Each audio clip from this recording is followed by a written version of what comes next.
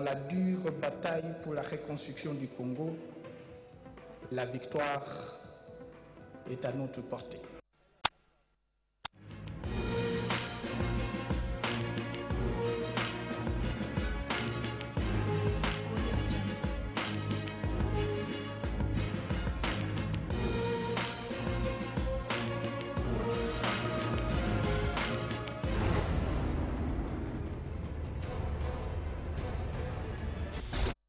Madame, Monsieur, bonsoir, bienvenue aux 20h. Le compteur affiche aujourd'hui 321. Ce sont les nombres de jours qui se sont écoulés depuis que notre pays est de nouveau agressé sur son flanc Est. Nous sommes des cœurs avec toutes les victimes de cette énième agression.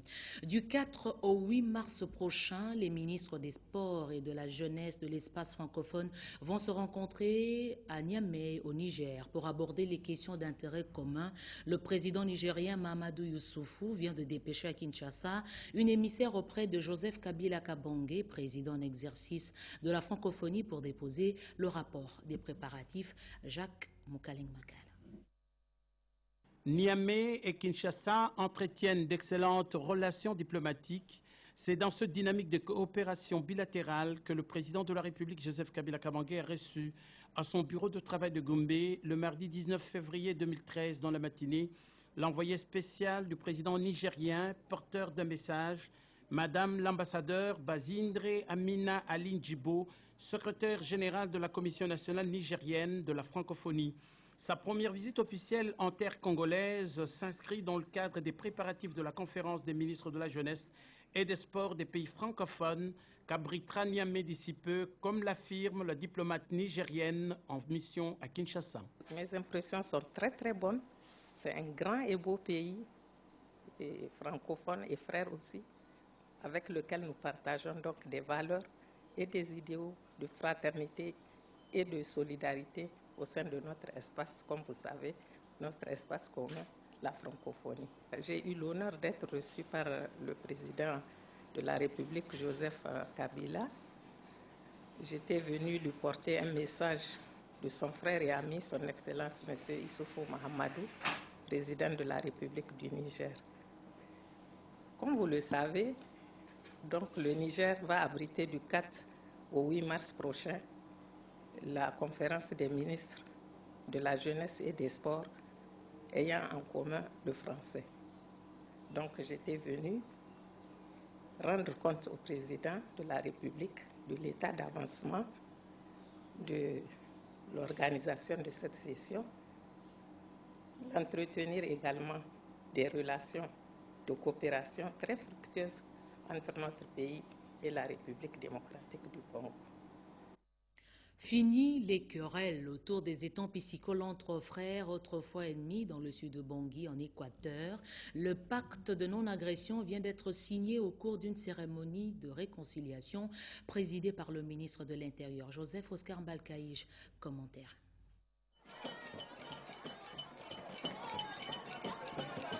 Tout Guémena était en effervescence à l'arrivée du ministre de l'Intérieur, Sécurité, Décentralisation et Affaires coutumières. Richard Mouyej Manguesmans, qui a eu droit à un accueil chaleureux, est allé consolider la réconciliation de communautés appelées à vivre ensemble. C'est en plein air, devant témoins, la population venue en masse, les députés nationaux élus du Sud-Ubangui, les ministres des Affaires sociales Charles Naouij Mundele, le représentant de la MONUSCO, ainsi que les délégués des agences du système des Nations Unies, qui s'est déroulée la cérémonie de signature du pacte intercommunautaire de non-agression entre les 4 communautés du district. Il s'agit des Bomboli, Munzaya, Enyele, les Munzombo et les Bombuma. Cérémonie présidée par le ministre de l'Intérieur, Richard Mouyej Manguesmans. À ce jour, plus de 47 000 personnes sont rentrées au pays et les déplacés internes ont retrouvé leur milieu d'origine. L'objectif du gouvernement est de voir toutes les personnes qui ont quitté leur milieu de vie suite à ces conflits retourner au pays afin de participer à l'œuvre grandiose de la reconstruction nationale. Geste de fraternité et d'amour, les délégués des différentes ethnies ont enterré la hache de guerre. Les draps rouges symbolisant le sang a été déchiré et ces représentants des communautés ont porté un habit blanc, image de la paix ce qui met fin à un conflit qui a duré 3 ans.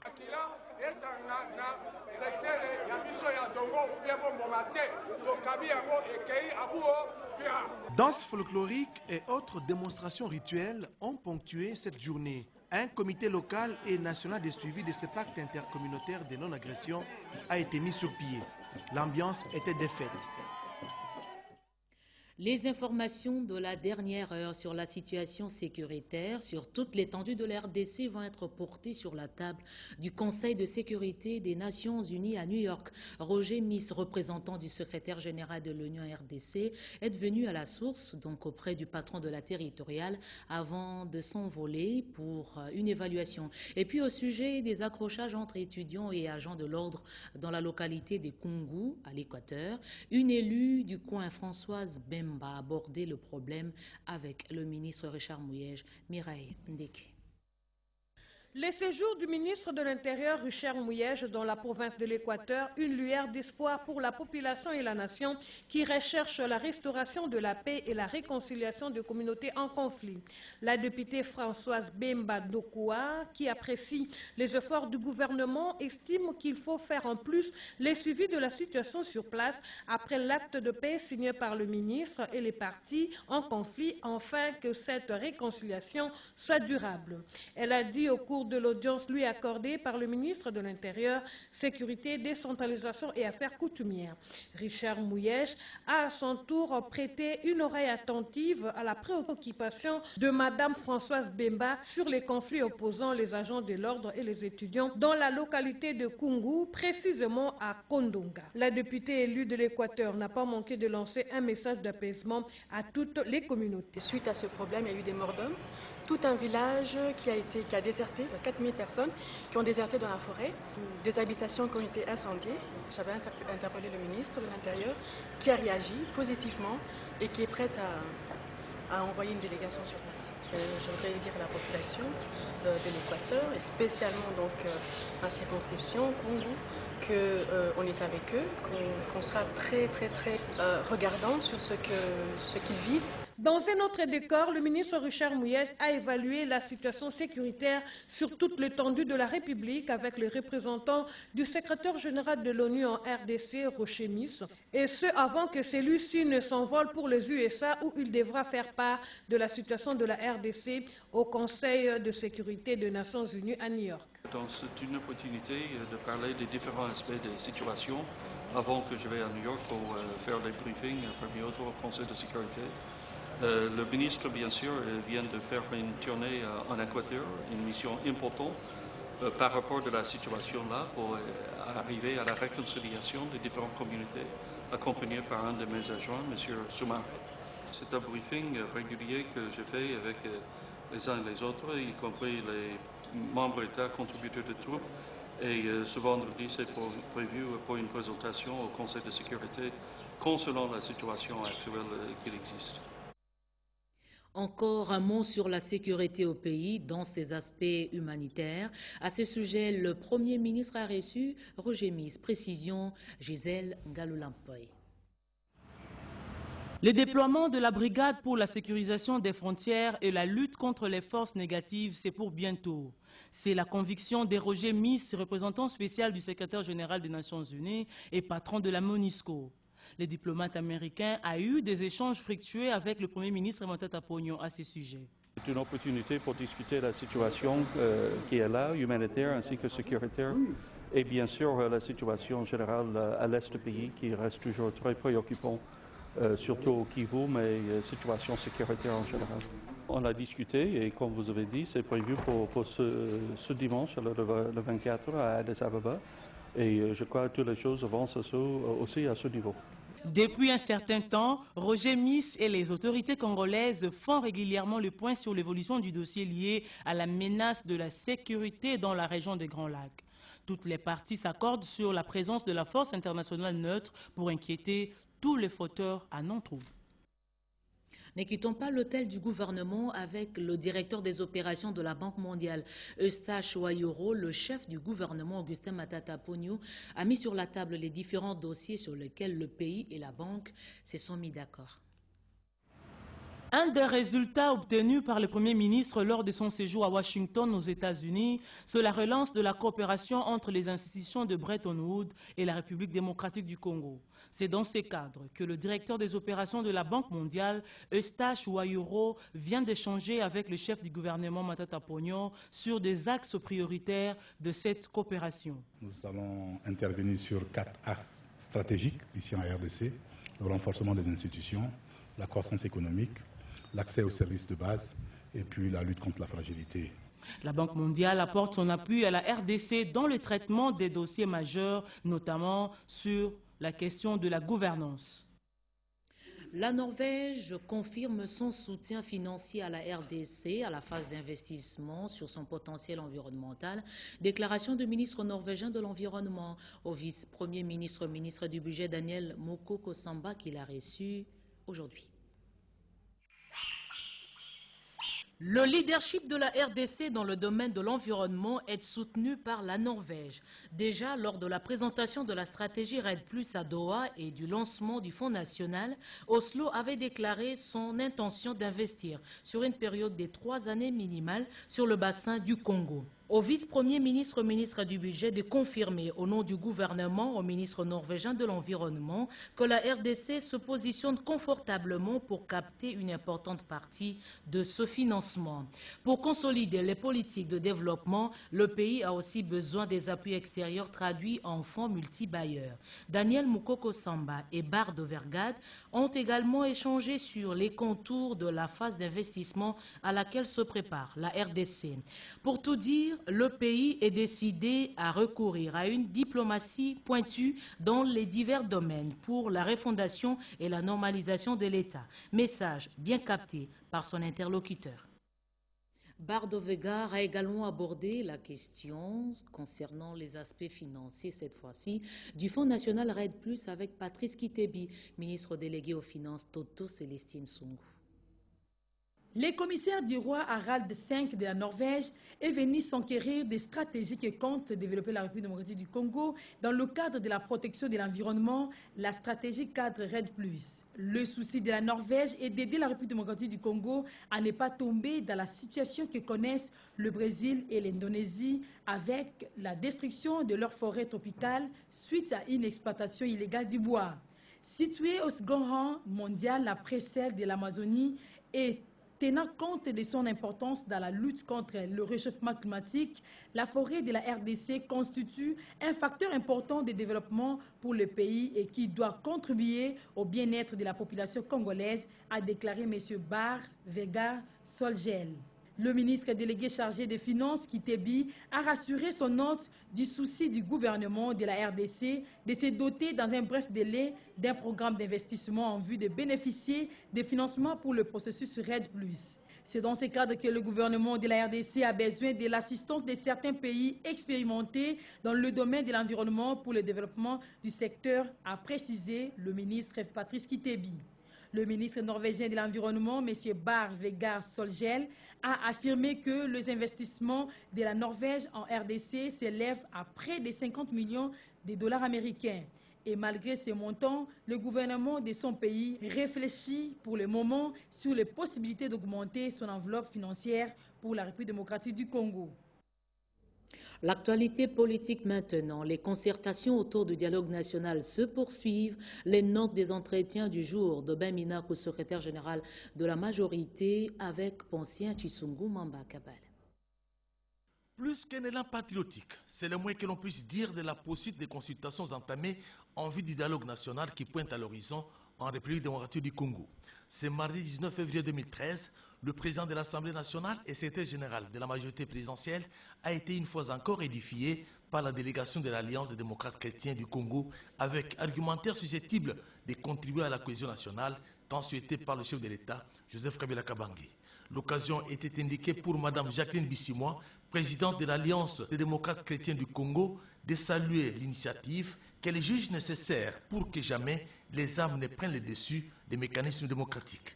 À leur tour, les représentants de la Ligue des démocrates congolais ont été reçus par l'honorable Ben Minakou. Ils ont exprimé à l'attention du président de l'Assemblée nationale et secrétaire général de la majorité présidentielle leurs attentes. Il s'agit entre autres de voir le dialogue national en perspective, consacrer l'intangibilité des frontières de la République démocratique du Congo et s'insurger contre la balkanisation du pays, a insisté le secrétaire général de la LIDEC au nom de sa présidente, Mme Anne-Marie Makomba. La prévention des risques des catastrophes naturelles, c'est une véritable campagne de sensibilisation que vient de mener au Sud Kivu le ministre des Affaires sociales. Reportage Eugénie Dada-Chabani. La partie orientale de la République démocratique du Congo est tentée par le spectre des conflits armés récurrents et des phénomènes sismiques qui occasionnent des pertes en vies humaines et de nombreux sinistrés. Cette situation humanitaire n'a pas laissé indifférent le gouvernement qui, par les biais du ministre des Affaires sociales, Action humanitaire et Solidarité nationale, Charles Nawej Mundele, procède à l'assistance humanitaire d'extrême urgence aux populations sinistrées. C'est ce qui justifie sa mission au Sud Kivu après sa tournée au Katanga. À son arrivée à l'aéroport de Kavumu, il était accueilli par le gouverneur du Sud Kivu, Marcelin Chisambo. Séance tenante sur les tarmacs, ils ont fait un briefing de la situation humanitaire de la province, question de définir les priorités, les sites ciblés et également les types d'intervention pour chaque site. Le ministre a saisi cette opportunité pour informer son hôte de son option de la campagne de sensibilisation de la population sur la prévention des risques et des catastrophes, question d'éviter ces sinistres. Par la suite, ils se sont rendus dans la salle des réunions du gouvernorat pour procéder à la remise officielle du matériel servant à la prévention des catastrophes. Occasion pour le secrétaire général aux affaires humanitaires, Laurent Tchelou, d'expliciter l'utilisation de ces matériels pour la prévention de tous les risques liés aux catastrophes naturelles. À la fin de cette formation, le gouverneur s'est exprimé. Moi, je crois que la sensibilisation, pour moi, du pain béni. Nous essayons au niveau de la province de sensibiliser les gens, ce n'est pas toujours bien compris. Il y a des habitudes qui se sont ancrées, les gens ont quitté les normes. Il faut éviter qu'on fasse tout le temps la comptabilité macabre. Il faut qu'on passe aussi à prévenir. 9 millions de dollars, c'est l'enveloppe que le Japon octroie à la RDC au titre d'aide alimentaire. À ce sujet, un protocole d'accord entre le gouvernement congolais par l'entremise du vice-ministre de la coopération internationale et régionale Dismas Mangwengu et l'ambassadeur du Japon représentant le gouvernement nippon a été signé. Vital Pagabita, Daniela. L'axe Kinshasa-Tokyo se consolide davantage. Pour preuve, cette signature de change de notes avec en toile de fond l'octroi par le Japon de 9 millions de dollars au titre d'aide alimentaire. Selon l'ambassadeur du Japon, Yoshimasa Tominaga, cette aide comprend essentiellement du riz acheté aux États-Unis et en Thaïlande. Le vice-ministre de la coopération internationale et régionale, Dismas Mangwengu, salue au nom du gouvernement la coopération japonaise et explique comment sera utilisée cette aide. Cette aide permettra sans doute d'améliorer la situation alimentaire des Congolais et contribuera à la réalisation des projets de développement socio-économique initiés par le gouvernement congolais dans les provinces de Kinshasa et du Nord Kivu. Il est de coutume que la vente de ce riz aux consommateurs s'effectuera à travers les opérateurs économiques agréés par la direction du secrétariat de fonds de contrepartie du ministère du Plan et suivi de la mise en œuvre de la révolution de la modernité. Les recettes y afférentes permettront le financement additionnel des travaux de construction de l'Institut d'enseignement médical de Kinshasa et de l'Institut de préparation professionnelle de Goma. En 2012, la République démocratique du Congo a bénéficié également de 23 millions de dollars, dont du Japon, pour aider au bon fonctionnement de l'INPP. À partir de demain, Kinshasa abrite les travaux de la 8e session de la Commission régionale des pêches du Golfe de Guinée, travaux qui seront présidés par le ministre congolais de l'Agriculture Jean Chrysostome Vahamoueti. Ce dernier revient de Rome où il a participé aux travaux de FIDA Floribert Kinanga Moussachi. C'est parce que la RDC, à travers le programme gouvernemental de la campagne agricole, a réalisé que la filière agricole cofinancée par l'UFIDA, le Fonds international du développement agricole, est un continuum regroupant tout un éventail d'acteurs. La RDC, à travers le programme gouvernemental de la campagne agricole, a réalisé que la filière agricole cofinancée par le FIDA, le Fonds international du développement agricole, est un continuum regroupant tout un éventail d'acteurs. En effet, chacun d'eux a son rôle à jouer pour amener les produits du champ de l'agriculteur au rayon du supermarché.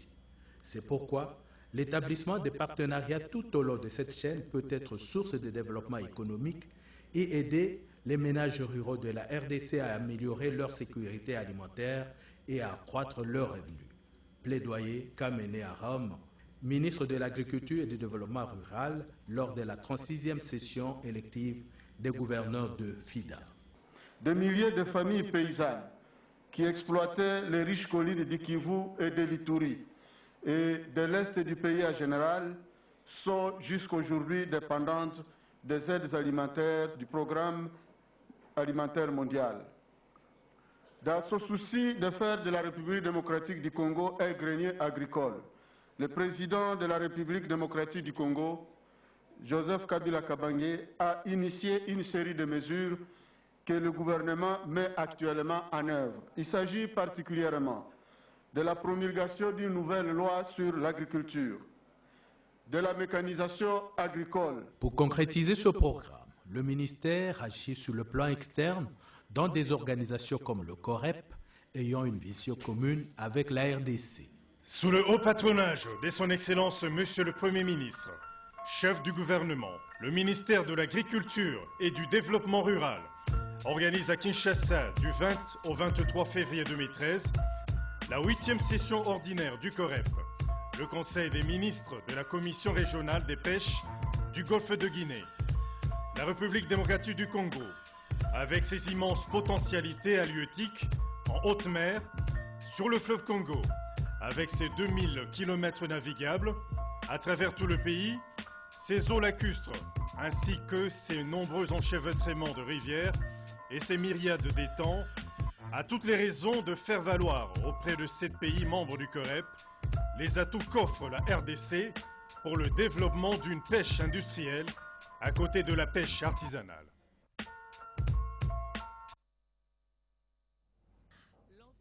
Plus de 20 000 dossiers d'emploi, chiffre publié à la clôture de l'opération recrutement du personnel pour l'hôpital du Cinquantenaire. Des détails sur la suite de l'opération avec Virginie Lofembe.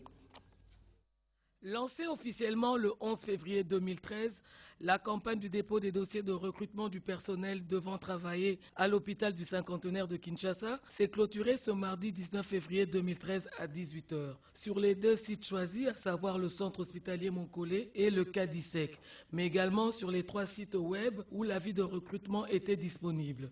Le ministre de la Santé publique, le Dr Félix Kabange Numbi, a effectué une descente au centre hospitalier Moncolé pour constater le bon déroulement de la fin des opérations de recrutement. À la clôture, plus de 20 000 dossiers reçus et enregistrés pour 586 places.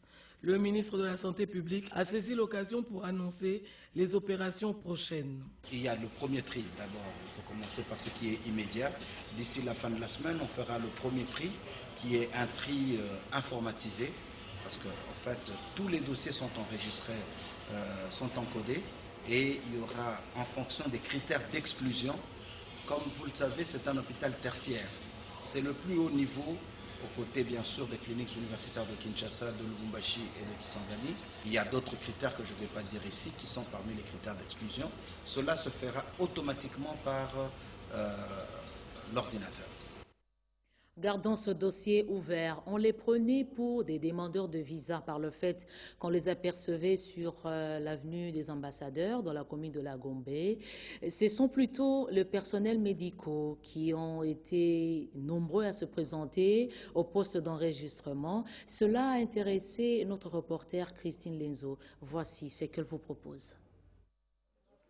Retombée de l'appel à la candidature pour les infirmiers, les médecins légistes, les techniciens des laboratoires, les généralistes et autres spécialistes. Un mot du ministre de la Santé publique pour que les corps médicaux congolais se fassent mouvoir. Ceux habitant Kinshasa, ceux venus des 11 provinces du pays et ceux de la diaspora sont tous candidats à l'offre de l'hôpital du Cinquantenaire qui va ouvrir ses portes prochainement. L'hôpital du Cinquantenaire a des exigences, ne pourra y travailler travailler pour sauvegarder sa crédibilité, les excellents du corps médical, dotés d'une moralité exceptionnelle et toujours prêts à respecter les serments d'Hippocrate. En plus de la probité morale et de l'éthique, il est interdit l'aventure. Un médecin, c'est un médecin. Un infirmier, c'est un infirmier. Un laborantin est un laborantin, tous dans l'excellence. Il aurait fallu un appel d'offres pour observer une ligne ininterrompue d'hommes et de femmes, médecins et infirmiers confondus, chacun avec son enveloppe kaki contenant toutes les prétentions nanties d'expérience. Que la pluie vienne, que le soleil soit accablant comme ces derniers jours, les prétendants sont insensibles à cela.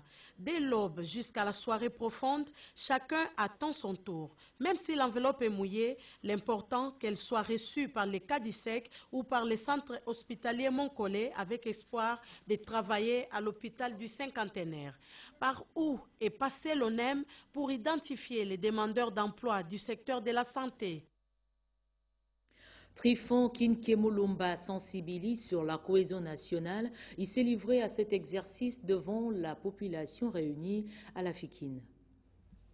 Une journée dominicale mise à profit par le Parti pour l'Action pour sa matinée politique de rentrée à la foire internationale de Kinshasa. La grande salle de la Fikine, archi-comble, plus de 10 000 personnes bravant les soleils accablants du dimanche dernier sont venues s'abreuver à leur source idéologique. Question de s'armer politiquement face aux enjeux du moment. À ces militants du Parti pour l'Action se sont joints les partenaires de cette formation politique, le député national et les membres du gouvernement. Dans cette ambiance des retrouvailles, les militants du Parti pour l'Action ont été édifiés sur le thème face aux défis majeurs auxquels la nation fait face. Tous ensemble derrière Joseph Kabila.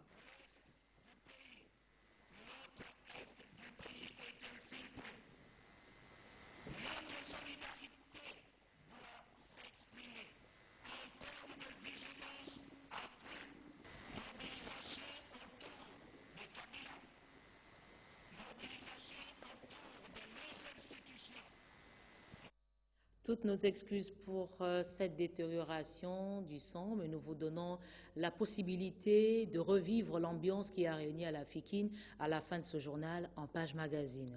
Washington s'intéresse aux opportunités d'investissement qui se présentent en RDC. Pour preuve, cet entretien de la ministre du portefeuille accordé au diplomate américain accrédité à Kinshasa, Daniela Muluila. D'Amérique vont appuyer les efforts du gouvernement congolais qui consistent à soigner l'image des marques de la République démocratique du Congo afin d'attirer les hommes d'affaires et les compagnies étrangères à venir investir dans plusieurs domaines et surtout dans les sociétés commerciales. Cette question a été abordée lors des échanges entre la ministre du portefeuille, Louise Munga Messozi, et l'ambassadeur James Antwistley. Les deux personnalités ont passé en revue le processus de la réforme des entreprises publiques, puis analysé les possibilités et les conditions d'investissement en RDC. Nous avons aussi analysé la conférence minière qui vient de se dérouler au Katanga. Et nous avons analysé aussi les possibilités pour encore les investissements américains dans les sociétés qui sont pour le moment para-étatiques. Mais plus important, nous avons analysé qu'est-ce qu'il faut que votre gouvernement fasse pour attirer plus d'investissements. La ministre du portefeuille s'est dite satisfaite de ces projets et espère voir sa mise en œuvre dans les prochains jours. La CCU poursuit son implantation dans la capitale. Ce parti dispose désormais d'un nouveau bureau provincial dans le district de la Tchangou.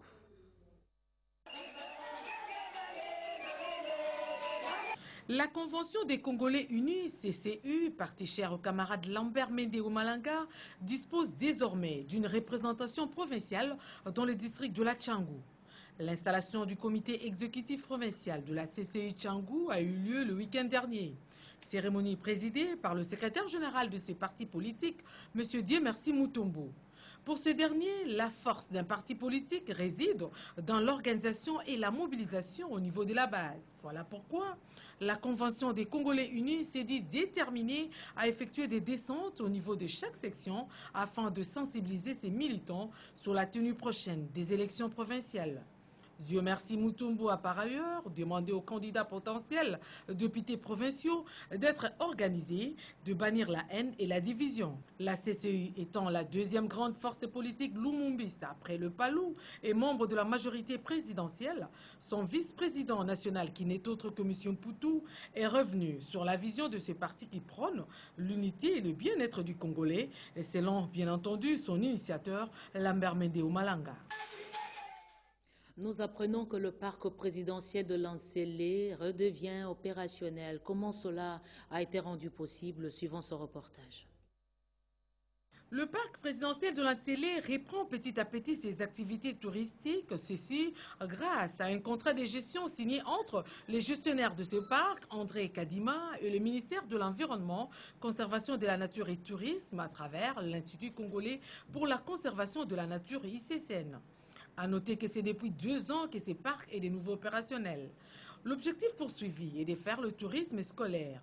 Monsieur André Kadima a à cet effet sollicité l'appui des autorités pour que le parc présidentiel de Lancelé puisse répondre aux normes internationales. Il a par ailleurs remercié le ministre des Médias, Lambert Mende Malanga, et les autorités de la radio-télévision nationale congolaise de l'attention qu'elles accordent à ces sites touristiques.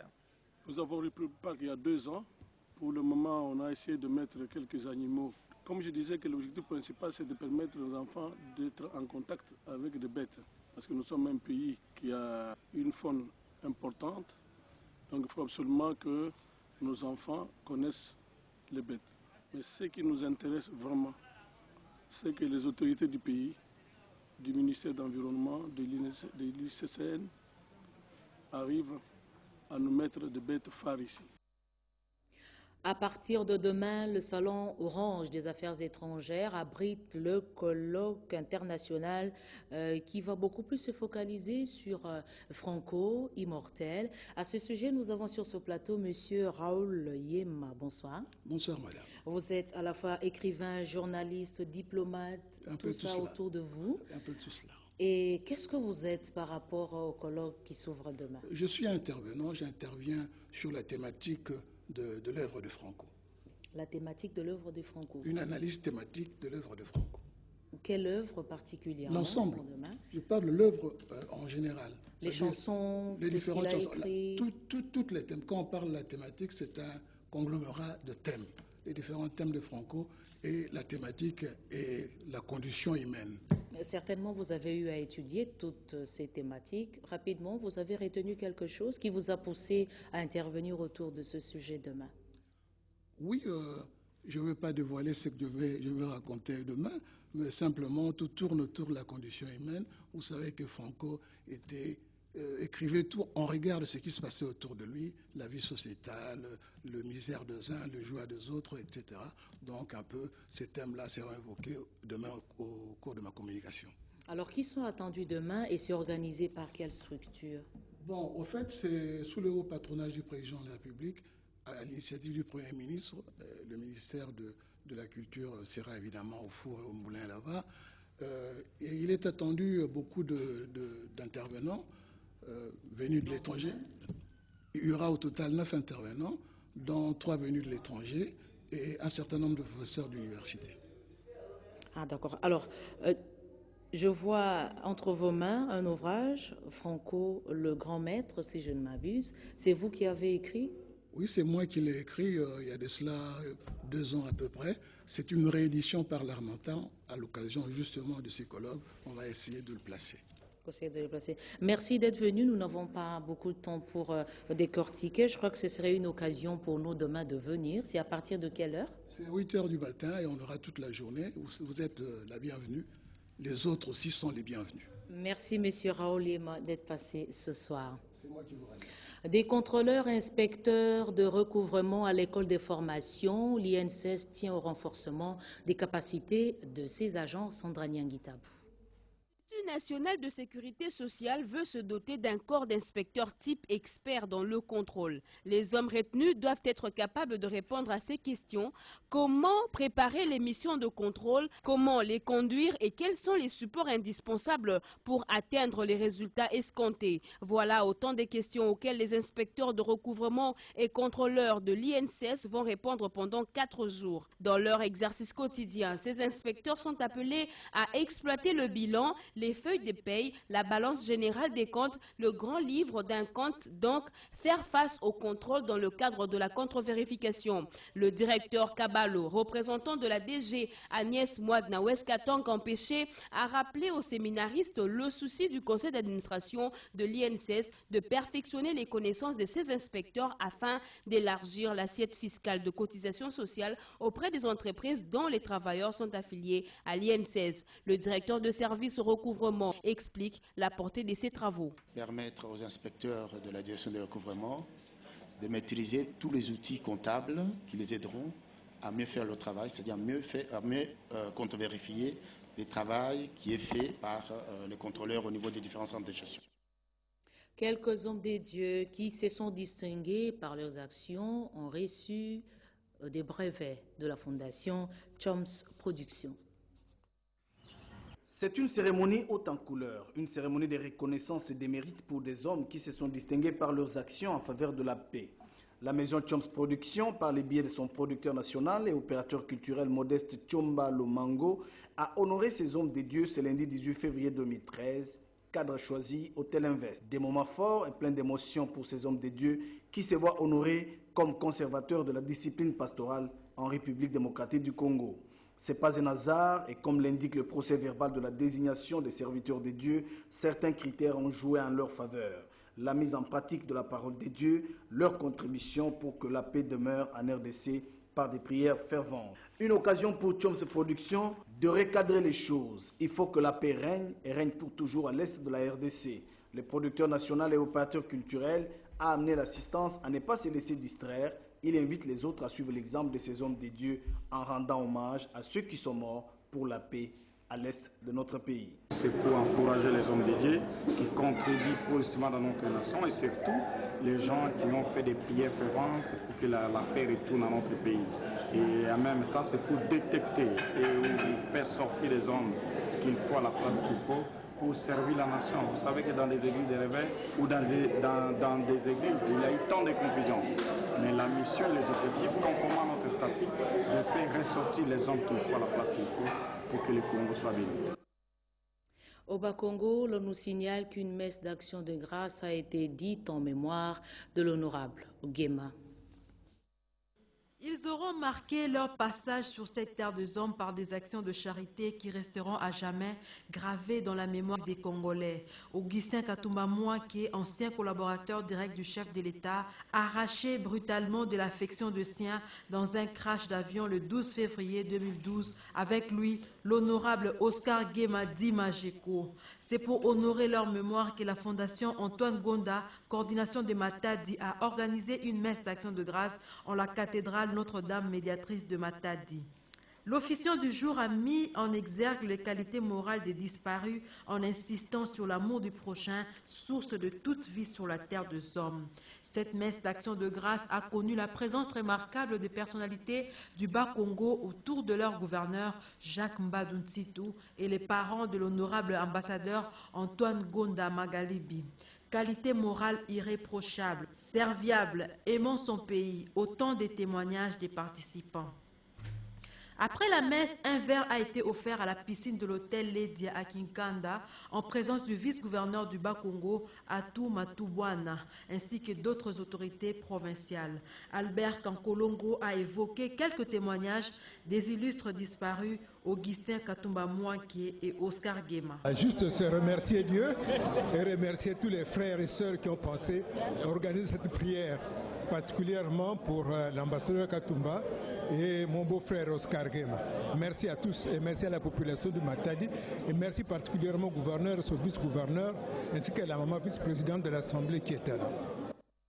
D'autres détails sur cette messe et sur la rencontre en page magazine à la fin de cette édition d'information. Parmi les rescapés de ce crash, en dehors du Premier ministre Augustin Matata Ponyo-Mapon, il y a Marcelin Chisambo, gouverneur du Sud Kivu. Lui est revenu sur le lieu du crash. Une année est passée depuis le crash de Kavumu le 12 février 2012, crash qui avait coûté la vie à l'ambassadeur Augustin Katumba Mwanké ainsi qu'à l'honorable Oscar Guéma. Pour la circonstance, une messe d'action de grâce a été dite en la cathédrale Notre-Dame de la Paix, où les membres du gouvernement provincial du Sud Kivu et les représentants des associations de la société civile se sont retrouvés pour célébrer dans la méditation ce triste anniversaire. Dans son homélie, l'abbé Grégoire Mouchagaloussa a prié pour le repos des âmes des illustres disparus, ce avant d'implorer la grâce de l'Éternel pour qu'il bénisse la province du Sud Kivu et son gouverneur, l'un des rescapés de ce crash. Le gouverneur Marcelin Tishambo Roya, en prenant la parole, a salué avec tristesse la mémoire d'un grand homme d'État, discret et effacé, mais quelquefois incompris par certains hommes politiques. En ce premier anniversaire de la disparition de l'ambassadeur Augustin Katumba Mwanké et de l'honorable Oscar Guéma, Marcelin Tishambo Roya a exhorté l'assistance à continuer à prier pour les familles des victimes de cet accident d'avion. Avant d'assister à la messe, Marcelin Tishambo s'est rendu à l'aéroport national de Kavumu pour visiter l'endroit où l'avion s'était écrasé après avoir raté son atterrissage. La RTNC aussi a perdu un de ses employés. Il s'agit de M. Moulinji Lungele, directeur. Il a été mis en terre hier au cimetière de Kinkole. Voici le film de ce funérail. Depuis ce lundi 18 février 2013, il se repose désormais au cimetière de Kinkole après les loyaux services rendus à la RTNC et à l'ICA, où il est resté quelques mois avant de tirer sa révérence. Le directeur Moulindi Lungele est décédé le mercredi 13 février 2013 à Kinshasa. Cette disparition brutale a bouleversé tout un chacun quand personne ne s'y attendait à cette triste nouvelle, n'étant pas malade déclaré. Sa dépouille était exposée en face du bâtiment administratif de la RTNC où les cadres, agents et amis, ainsi que la haute direction de la radio-télévision nationale congolaise, conduite par le président du conseil d'administration et madame le directeur général Haï, tous étaient présents pour partager la douleur des séparations avec la famille de l'illustré disparu qui a servi la RTNC avec abnégation. Au nom de la direction générale de la RTNC, le directeur des ressources humaines a loué les qualités de l'illustré disparu pour avoir été à la hauteur de ses responsabilités dans les différentes fonctions qu'il a eu à occuper à la RTNC. Il laisse une veuve et 8 enfants. Que son âme repose en paix.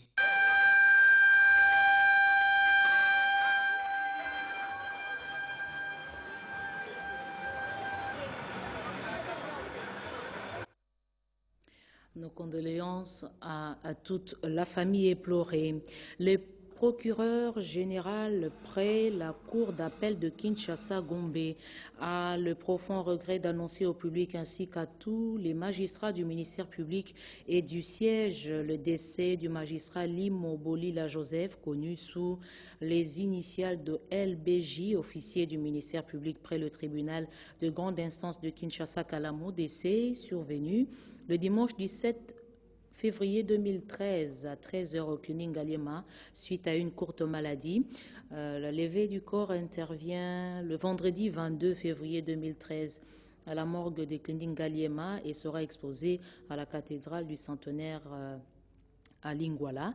L'enterrement aura lieu le samedi 23 février au cimetière Nécropole entre ciel et terre.